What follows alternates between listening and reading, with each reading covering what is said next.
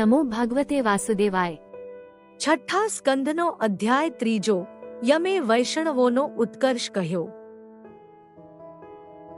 શુકદેવજી કહે છે, હે રાજા, અજામિલની પાસે આવેલા ભગવાનના પાર્ષદોએ યમદૂતોને હરાવ્યા હતા। તેથી યમરાજાની પાસે આવીને તેમણે કહ્યું, આ જીવલોકના નિયંતા કેટલાક છે?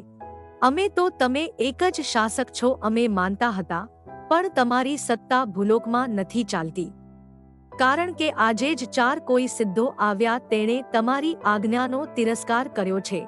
તમારી આજ્ઞાથી અજામિલને અને અહીં લાવતા હતા, પણ અમારા પાશ કાપીને એ સિદ્ધોએ તેને છોડાવ્યો છે। તેણે એકમાત્ર નારાયણ નામ લીધું હતું। અજામિલને હોડાવનાર કોણ હશે? દૂતોએ આ રીતે પૂછ્યું ત્યારે યમ બોલ્યા, હે દૂતો, જગતની ઉત્પત્તિ, સ્થિતિ અને સંહાર કરનાર એક જ ઈશ્વર છે। જેમ ખેડૂત બળદને રાસથી બાંધીને ચલાવે છે, તેમ એ ઈશ્વર સર્વજીવોને ચલાવે છે। હું યમ, ઇન્દ્ર, ચંદ્ર, બ્રહ્મા અને શિવાદિ પણ એમની આજ્ઞામાં રહીએ છીએ। તે વિષ્ણુના દૂતો આ સંસારમાં વિચરે છે, અને તે વિષ્ણુના દૂતો મારાથી અને બીજા સંકટોથી ભક્તોની રક્ષા કરે છે। હે દૂતો, ભગવાનના નામનો મહિમા તો જુઓ। અજામિલે માત્ર એકવાર નામોચ્ચારણ કર્યું, તેનાથી મૃત્યુ પાશથી મુક્ત થયો। ભગવાનના ગુણ, કર્મ અને નામનું કીર્તન જ પાપને નાશ કરવા માટે બસ છે। સંજીવન ઔષધ ન જાણતા હોય એવા વૈદ્યો રોગનાશ કરવા માટે જેમ કડવી દવા આપે છે, તેમ મનુ આદિ ભગવાનના નામનું મહાત્મ્ય નહીં જાણતા હોવાથી પાપનો નાશ કરવા માટે બીજા પ્રાયશ્ચિત્તો બતાવે છે। આમ વિચારી જ્ઞાની પુરુષો ભગવાનની ભક્તિ કરે છે।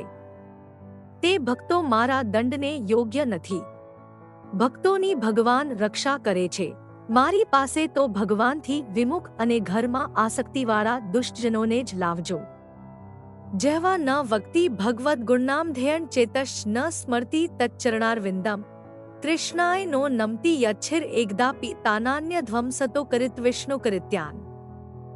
જેણે એકવાર પણ ભગવાનના નામનું ઉચ્ચારણ કર્યું ન હોય, ભગવાનનું સ્મરણ કર્યું ન હોય, ભગવાનને નમસ્કાર કર્યો ન હોય ઇત્યાદિ ભગવાન સંબંધી જેણે કોઈ કાર્ય કર્યા ન હોય, એવા દુષ્ટોને તમે અહીં લાવજો।